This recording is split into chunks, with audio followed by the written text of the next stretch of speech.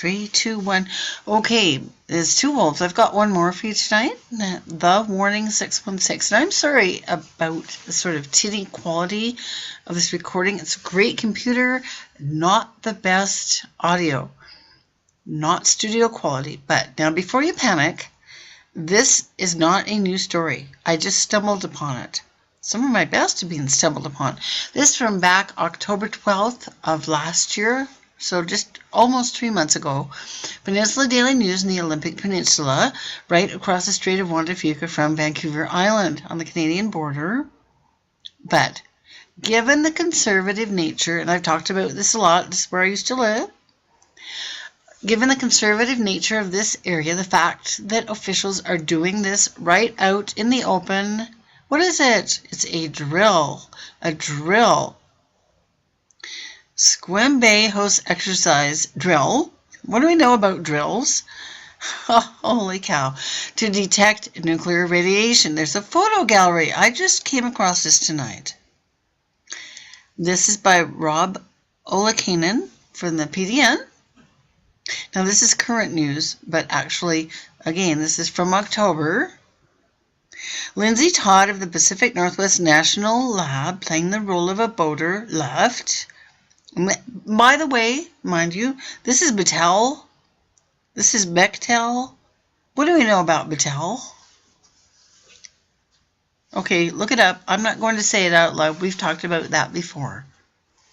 Anyway, no doubt, they're right in the thick of it with nuclear plants. So this gentleman with Battelle, aka Pacific Northwest National Lab, watches as Fish and Wildlife Officer Brian Fairbanks holds a nuclear materials detector, with which he's obviously not too familiar, in the direction of a test barge known to be... Okay, this is a drill, remember. In the drill, a test barge known to be holding a sample of low-level nuclear material. If this is just pictures, are worth 1,000 words, eh? Holy... Photo by Keith Thorpe for the PDN. Radiation detectors buzz like vibrating cell phones. What? As the Clallam County Sheriff's Office Marine Unit approached a floating platform on Sequim Bay. It's outside Sequim, right near Port Angeles, across the water from Victoria. The platform was being used... to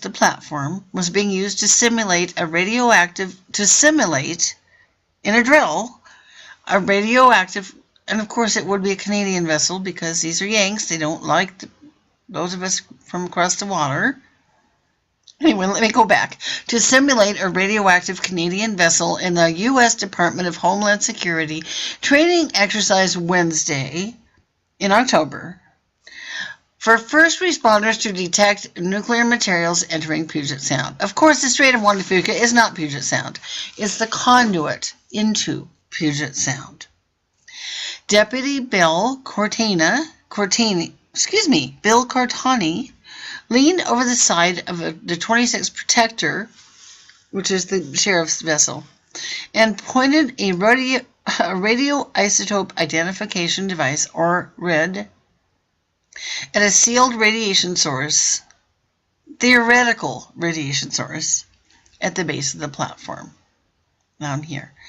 They found it, said Al Conklin, radiation health physicist with the State Department of Health. They just need to identify it now. Remember, this is Washington State. Cortani and State Department of Fish and Wildlife Officer Brian Fairbanks used the high-tech gizmos to collect separate readings of the nuclear isotope. It's not clear to me if there couldn't have been a real... Anyway, going forward... What we're doing is we're saving this reading to a file, Cortani said, as a Protector idled near Travis Spit. Okay, I guess they actually were working with sealed isotope. Okay. And when we're done here, because they're saving the reading of the isotope to a file. And when we're done here, we'll go back to Len, we'll plug this into the computer, and then all this information will be sent to what we call... That can't be right. Joke. Joint Harbor Operations Center. In a real-life scenario, a federal lab would quickly determine whether the particular isotope is a terrorist threat. You find something you suspect is illegal, Conklin said. The quarterly training exercise was put on by, again, Pacific Northwest National Laboratory, which provides training in radiation. This is so ironic. Oh, gosh. Anyway, it provides training in radiation detection equipment for Homeland Security's Domestic Nuclear Detection Office. Yes, my friend Kimbo in the Yukon was right so many years ago. Everything is part of everything, and nothing is what it seems. The small vessel standoff detection exercise was designed to train first responders to detect radiation on vessels of 300 tons or less. Those vessels don't have to announce that they're coming. I'm sorry, this is not a joke, is it? But do radioactive vessels announce, "Oh, hello, I'm a radioactive vessel, here I come"? No, those vessels don't have to announce that they're coming, said Deputy Ralph Edgington. They just show up.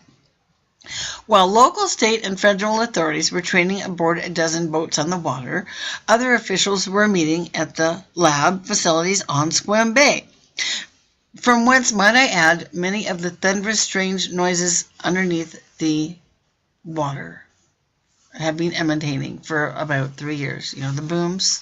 That's where they're coming from, this region. The lab, or PNNL, conducts quarterly nuclear detection drills in Sequim, Everett, Bellingham, and Seattle. PNNL Emergency Operations Manager Bill Peterson, a retired Coast Guard captain and former commander of Coast Guard Group Air Station Port Angeles, said recurrent training is a must because radiation detection is a perishable skill set. He said the federal government doesn't have the assets to screen all of Puget Sound's major choke points or narrow gaps where vessels funnel through. Homeland Security recognized that local, state, and tribal agencies could help federal authorities sustain 100% screening at the 3 major choke points in a collaborative and cooperative effort. Okay, this is being masked as something to do with, quote, terrorism, unquote. But we know that they know how much radiation is already on the coast, the Fuku radiation. And that's why I want to bring this story to you. We don't very often have things that come off the obscure peninsula, but they offer us very many clues. Remember, a lot of the first debris was first found there on the peninsula. Clallam County Sheriff Bill Benedict, who attended last week's meetings at the Battelle-operated PNNL, said he views a nuclear incident as one of those extremely low probability but high-risk events. I equate that to a magnitude 9-point earthquake, Benedict said Friday. I am so glad I left the peninsula. In a side note, Conklin said the most likely hits they get are from on the pager-like personal radiation detectors or medical patients who've had radiation therapy injections or heart stress tests. So, okay, think again. If you are going to have a heart stress test, it involves radiation. Cortani recalled a recent case in which an elderly woman on a mobility scooter triggered his partner's personal radiation detector. So, obviously, law enforcement in the region are now carrying them. My goodness. The officer was in a patrol car, and the woman who'd had a stress test was on a Port Angeles sidewalk. We detained her, Cortani said. Oh, they would. She didn't have the medical paperwork that generally people are supposed to carry after they've had a radiation treatment of some sort. This is an elderly woman on a mobility scooter. So they detained her. Quote, and so we were actually able to identify the isotopes coming off of her. He added she thought it was pretty cool. That's probably enough from Two Wolves at this juncture. There's at least 3 themes going on in this story, aren't there? And I thought it would be important for us to revisit the peninsula, and I will keep an eye on it. But what I get out of this, besides the fact that everything is part of everything, is that, again, they no doubt absolutely know for certain. Oh, here they are. This is where they must have the sealed isotope. That would be it. It's in there. Okay. It's a listing. Anyway, they do know that the radiation's already on the coast, and this is just all a mask. A patrol boat from Bainbridge Island Police sails into John Wayne Marina. It really is John Wayne Marina in Sequim after concluding a morning nuclear detection exercise Wednesday. All right. Thanks for watching. Just plug this in at the back of your mind. Find a neuron. Store it in a neuron. This is going to come up again. Thanks for listening. This is Two Wolves Out. This is Two Wolves, a.k.a. The Warning 616. Woo. We are all related. Mintak Biasan.